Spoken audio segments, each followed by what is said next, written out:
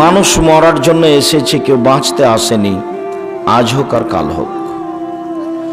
যখন মানুষকে মরতেই হবে, জব দিতেই হবে, তাহলে অল্প সময়ের জন্য মানুষের মতো মরা হয়েই, মুসলিম হয়ে মরাই উচিত।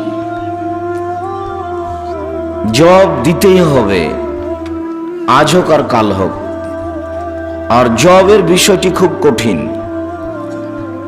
উনি যখন বিচার আরম্ভ করবেন, প্রারম্ভের অবস্থা, আল ইয়াউমা লা তামলিকু নাফসুন লিনাফসিন শাইআ ওয়াল আমরু ইয়াউমাইযিন লিল্লাহ। আজ কোনো মানুষ কোনো মানুষের কোনো উপকার করতে পারবে না, একাচ্ছত্র মালিকানা আল্লাহর হাতে থাকবে, কেউ কারোর কোনো উপকার করতে পারবে না। বিচারের দিন বড় কঠিন। বিভিন্ন দিন বলেছি, কবর যত কঠিন, কিয়ামত তার চেয়ে অনেক অনেক অনেক বেশি কঠিন। কিয়ামত যত কঠিন, জাহান্নাম তার চেয়ে অনেক অনেক অনেক বেশি কঠিন।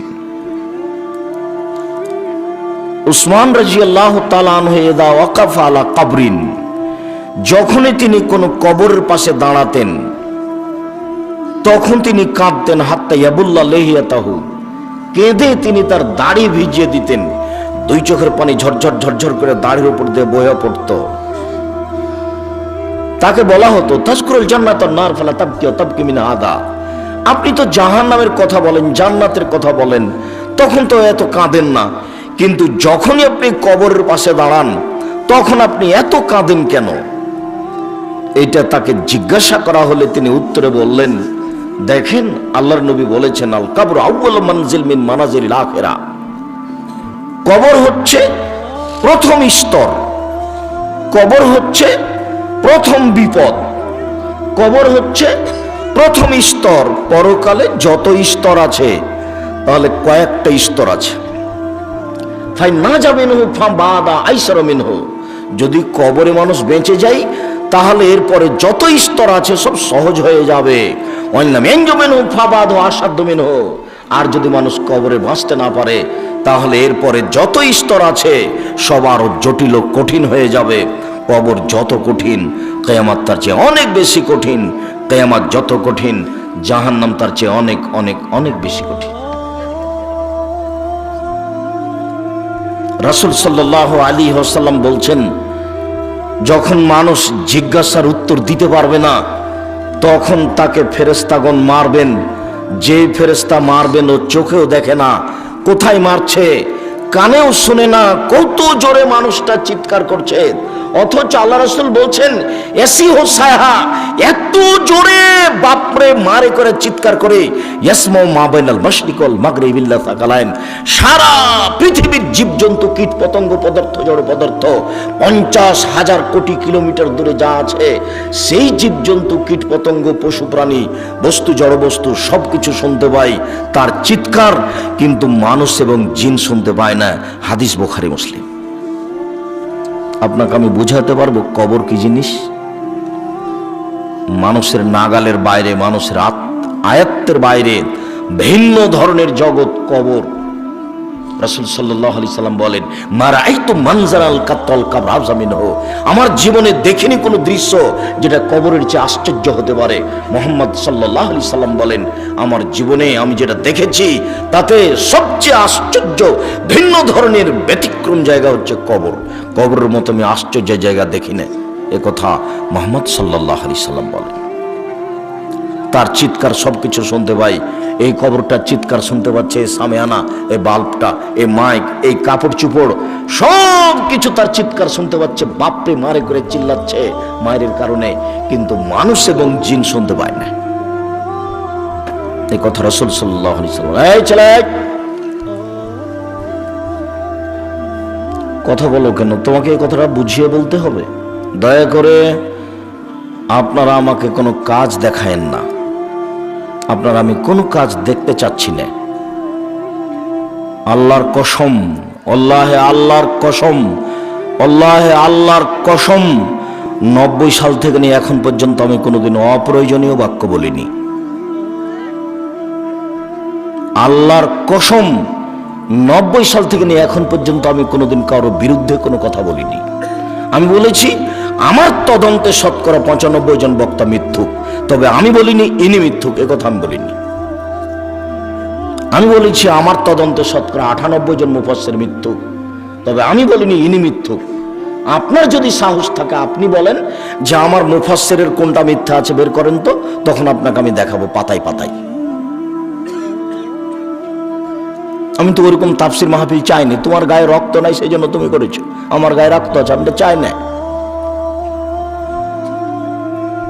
অর্থাৎ তো হিতাহিত জ্ঞান নেই যে দাউদ আলাইহিস সালাম কোন মহিলার প্রেমে পড়বেন কিনা, এত বড় নবী এরকম হতে পারে? উনি দাউদ আলাইহিস সালামের কাহিনী আমাকে আর আপনাকে শুনিয়ে দিলেন, ইসুফ জুলেখার বিবাহের কাহিনী শুনিয়ে দিলেন, হয়ে গেল তাফসির। বিবেচনা আছে? হাজার হাজার লক্ষ লক্ষ মিথ্যা তাফসির আছে। এদেশে একটা বই পাওয়া যায়, বইয়ের নাম তাফসির কি মিথ্যা হতে পারে, জানি না কোনোদিন নাম শুনেছেন কিনা।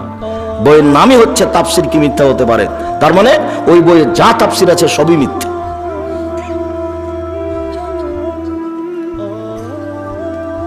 আল্লাহর কসম 90 সাল থেকে নিয়ে এখন পর্যন্ত আমি কোনোদিন কেসা কাহিনী বলিনি।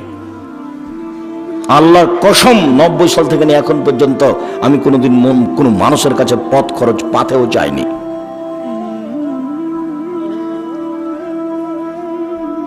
কেউ নাকি আপনাদের কাছে এসে বলছেন যে উনি সরকার বিরোধী কথা বলেন।